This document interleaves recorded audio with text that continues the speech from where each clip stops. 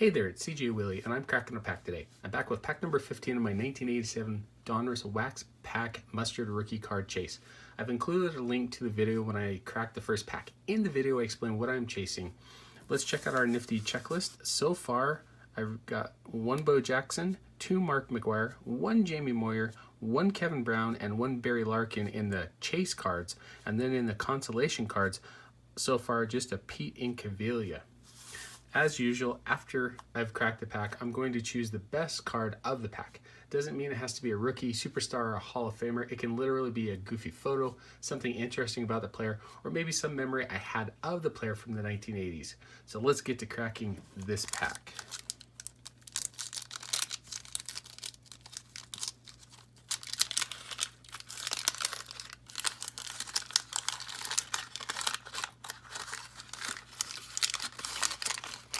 Ooh, looks like we got one of our chase rookies. That's pretty exciting. Roberto Clemente puzzle piece. All right, the first card is Bob Knepper. Spent a number of years with the Giants and the Astros as a starting pitcher. Had about a 500, maybe a little sub 500 career record.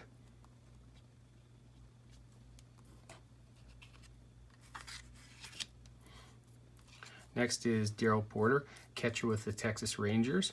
Porter spent the first part of his career at the Royals, then moved on to the Cardinals, and finally with the Rangers. He was the 1982 World Series MVP for the St. Louis Cardinals.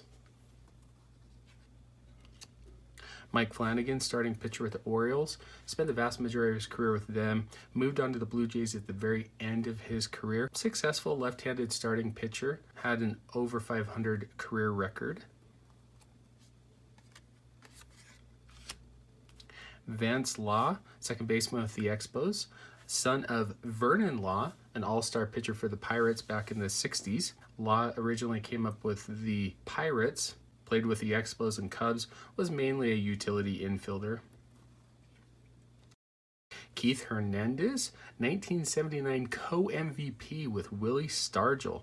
Only time in Major League Baseball history that two players tied for the MVP award.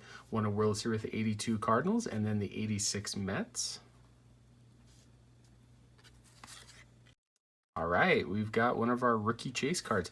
Bobby Bonilla was originally drafted by the Pirates, traded to the White Sox, and then midway through his rookie year was traded back to the Pirates. Went on to have a pretty decent career. An all-star, had a World Series ring with the 1997 Florida Marlins. Mike Kingery, outfielder with the Kansas City Royals. Kingery was really a fourth outfielder, utility player, bounced back and forth from the minors to the majors. Zane Smith, starting pitcher with a number of teams, mainly with the Braves and the Pirates. Howard Johnson, third baseman with the Mets. Thorn on my side. Constantly when the Mets and the Cardinals were battling during the 1980s, Hojo really wreaked havoc on Cardinal pitchers. Terry Mulholland, I believe this is his rookie card with the Giants. Lefty pitcher, started out as a starting pitcher, had a little bit of career success, eventually became a reliever.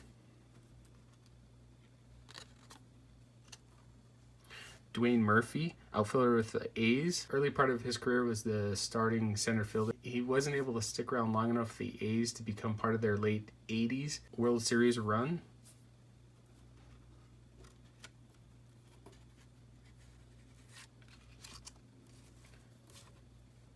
Straighten my piles here.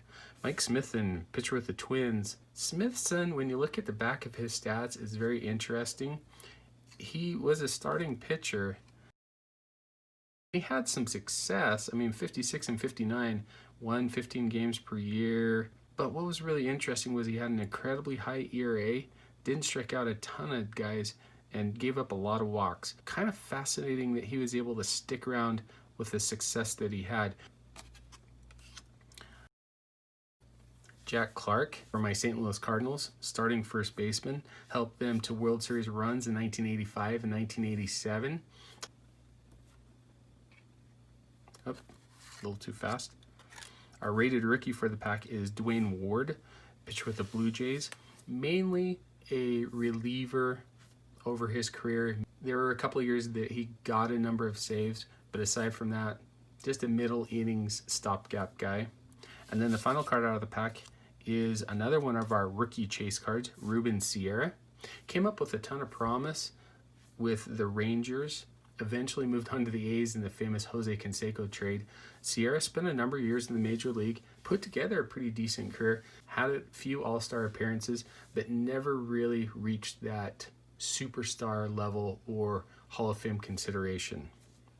My favorite card or best card out of the pack is going to be Jack Clark.